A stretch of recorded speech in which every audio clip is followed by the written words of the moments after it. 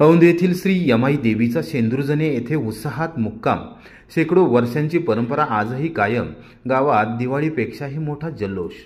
शेंदुरजणे तालुका कोरेगाव येथे औंध येथील श्री यमाई देवी आणि किन्ही येथील अंबाबाई देवी यांच्या पारंपरिक भेटीचा सोहळा पार पडल्यानंतर यमाई देवीचा एक दिवसाचा मुक्काम शेंदुरजणे गावात शनिवारी झाला। शेकडो वर्षांपासून चालत आलेल्या या धार्मिक परंपरेनुसार देवीच्या आगमनाने गावात उत्साहाची लाट उसळली। बाहेरगावी गेलेले ग्रामस्थही देवीच्या दर्शनासाठी गावात परतले आणि संपूर्ण वातावरण भक्तिभावाने न्हाऊन निघाले। देवीच्या स्वागतासाठी गाव सजवण्यात आला होता। घराघरात दीप प्रज्वलित करण्यात आले। फुलांच्या तोरणांनी रस्ते सजले आणि ढोल ताशांच्या गजरात देवीचे आगमन झाले। ग्रामस्थांनी देवीचे स्वागत मोठ्या जल्लोषात केले। फटाक्यांच्या आतिषबाजीत आकाश दुमदुमून गेले तर लहानपणांपासून ते वृद्धांपर्यंत सर्वांनी एका दिवशी उत्सवाचा आनंद घेतला। जास्तीत जास्त फटाके वाजवण्याची स्पर्धा लागल्याने परिसर उत्सवमय झाला होता। या निमित्ताने विविध धार्मिक कार्यक्रमांचे आयोजन करण्यात आले होते। सायंकाळी महाआरती, कीर्तन व भजनांच्या कार्यक्रमाने भक्तिभावाचा माहोल निर्माण झाला। रविवारी सकाळी काकड आरतीनंतर देवीने पुन्हा औंधकडे प्रयाण केले। उत्सवाच्या यशस्वी आयोजनासाठी राजूशेठ प्रतापराव येवले, प्रभाकर येवले, अशोक येवले, रामभाऊ येवले, रमेश येवले, रहीमुद्दीन मुलानी, शंकर येवले, राजेंद्र पवार, जितेंद्र येवले, हरिभाऊ येवले, वसंत येवले, संजय येवले, सचिन मिरगे, बाळू माने, उल्हास कनसे आणि राजन येवले यांनी परिश्रम घेतले। शेंदुरजणे गावात यमाई देवीचा मुक्काम म्हणजे भक्ती, श्रद्धा आणि आनंदाचा मिलाप ठरतो। या परंपरेने आजही ग्रामीण समाजातील एकता आणि धार्मिक संस्कृतीचे सुंदर दर्शन घडविले।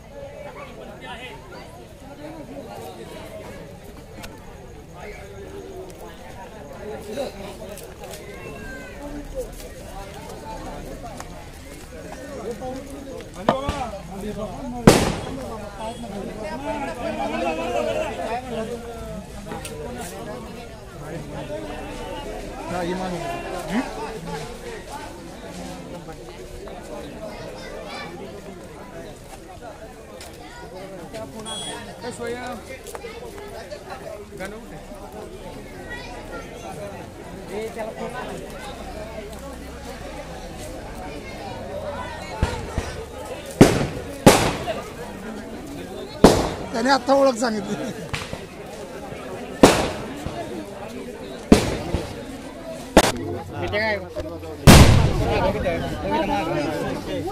बांधलेले आहे देवीला.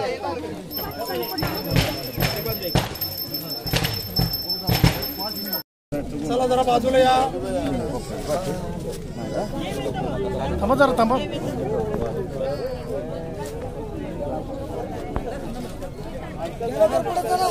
घ्या घ्या घ्या लवकर लवकर घ्या.